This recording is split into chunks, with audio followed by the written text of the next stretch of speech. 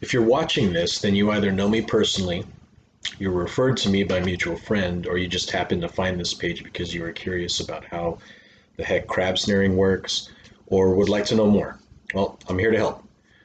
First, I want to say thank you, thank you, thank you for visiting my crab fishing business page. My name is Elvin Geronimo, and I've lived in the Bay Area in Northern California all my life, minus 3 years in Florida.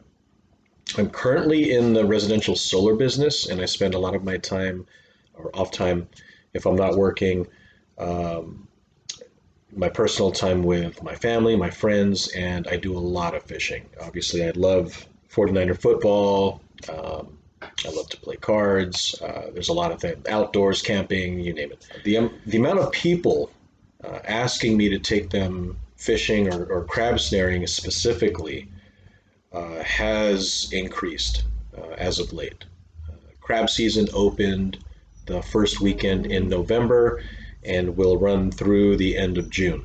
And that's usually the case every year, depending on certain restrictions based on the crab population and or certain other species, like this year, whale migration off the coast of California. That did slow it for commercial fishing. Residential, recreational fishing wasn't affected by that. So the traditional way of harvesting crab has always been with the use of crab pots, traps, or various types of hoop nets.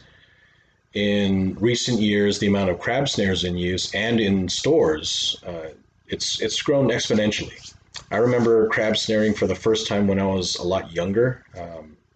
I was probably maybe 6 or 7 years old, somewhere around there. My uncles used to take me to go crabbing, and they would drop crab pots or hoop nets or traps off the pier.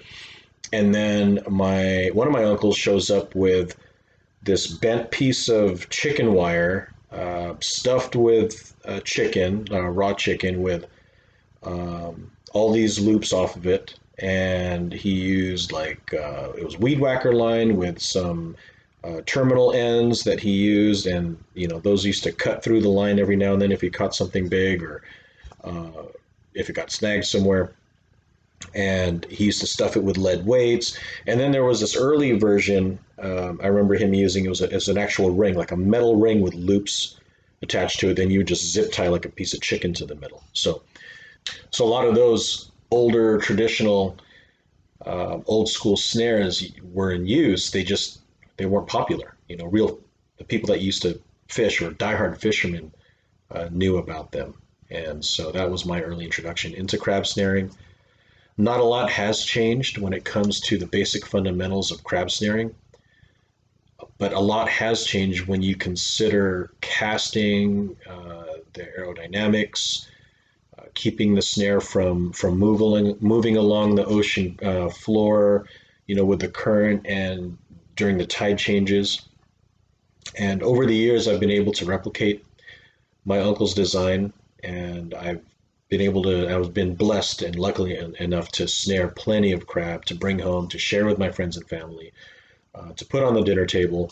And, like one of the Facebook groups that I'm a member of, it's called More Than Fishing. Shout out to June. It's not just fishing. Is his motto is, it's not just fishing, it's more than fishing. And it truly is. It is more than just, fishing. It's the experience, the adventure. It's the time that you spend with either yourself or one another, or with people that you just met. Um, that's what fishing means to me. It's my home away from home, if you will. And like I said, over the past 5 or so years, I've acquired other designs, and they all seem to produce now others, but there are many factors that can affect the crab snaring design's success rate. And I find that the most common variable is whether or not the crab are even there or not, or if they're even feeding. Now, if they're both present and feeding, then the only thing keeping you from snaring any crab is you and your snare or your setup. So, like I said, all the designs I've tried have caught crab. All the ones that I'm going to be showing you in the upcoming videos have all caught crab. I haven't been skunked on any of these designs except for the one I haven't even tried yet. This new one right here on the end. So try them all. Give them a shot. If you've never done this before, I'd be blessed and honored to have you come with me on one of my fishing trips or fishing adventures and give you that experience. So the amount of people asking me to take them crab snaring has significantly increased, and it's just now time to do something about it. It's time to give everyone a Crabby Day experience.